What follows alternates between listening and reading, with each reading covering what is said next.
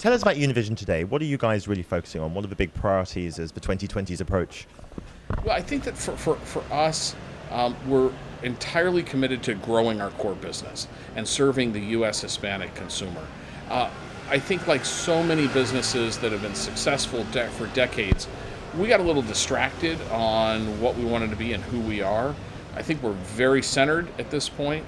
Our CEO, Vince Sadusky, has been very clear in communicating that message not only to the advertising market, but the investors and our employees, and I think by extension to our viewers, users, and listeners too.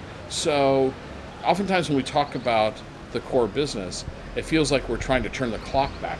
That's not what this is. This is how do we take our ability to address the Hispanic market and the Hispanic community in the U.S. and actually grow those businesses. And we're doing that, and I think we're getting good success out of it too. There's a lot of talk in the US TV industry at the moment about change, disruption, a tsunami, as you say, of change on the way. Yes. How are you dealing with that change? Which changes really make a difference to your business? I think the hardest thing today as a business person in the media landscape is to decide what is important and what's likely not to be important. Because if we responded to everything that everyone says is critical, we would have zero focus, and we've lived that in a way that we got punished by.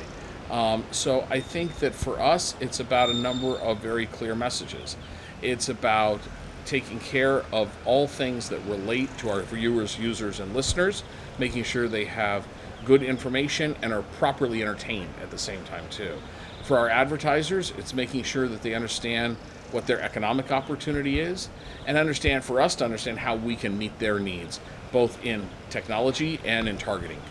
So if there's one theme I'm hearing a lot of this year, it's data, data, data, data, data, the grease that keeps the media machine running. What are you guys doing with first-party data? Do you have a data strategy? I'm guessing you do.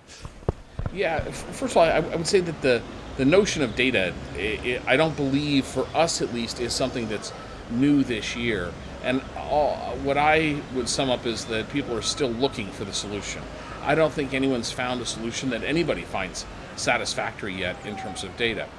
We actually have an ability and have collected a huge amount of first-party data over the last number of years through contests, through community events, through registrations on our websites and apps, etc.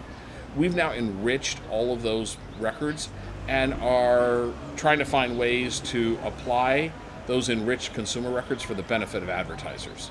The other big theme I'm hearing a lot about at the moment in the US market is the ongoing growth of smart TVs and consumption of new products on those TVs. What does that mean for Univision's business? I think that what's unique about our business and what contrasts with the general media landscape is that 92% of our primetime viewing is still done live. It's not time shifted.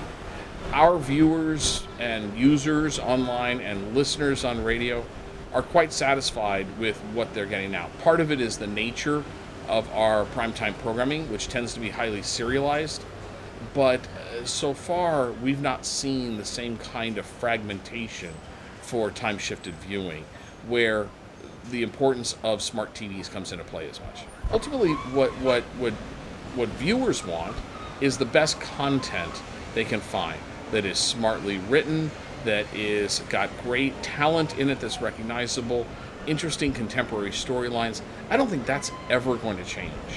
What I think is the magic of linear television is to be able to aggregate audiences at one point in time. That I don't think is ever going to get replaced as long as we've got the right content. But it starts as much with the storytelling as it does with the technology. And do you think in a market that's more and more fragmented, the ability to aggregate and deliver mass concurrent reach around the kinds of shows and channels that you offer is becoming more important to advertisers? Well, I think we're more capable of doing it. And so I'm not so sure. I guess I would argue that I don't know if it's a chicken or the egg. I don't know if if advertisers are more interested because it is a capability, or if we've had to develop the capabilities because advertisers are interested. But either way, technology is providing a way to re-aggregate audiences beyond linear only. Final quick question. We're heading into the 2020s. What are you most excited about in the next decade?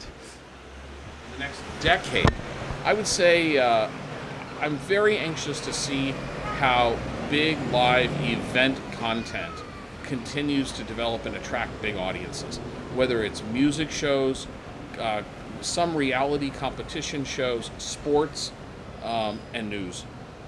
Steve, thank you so much and have a great Cannes 2019.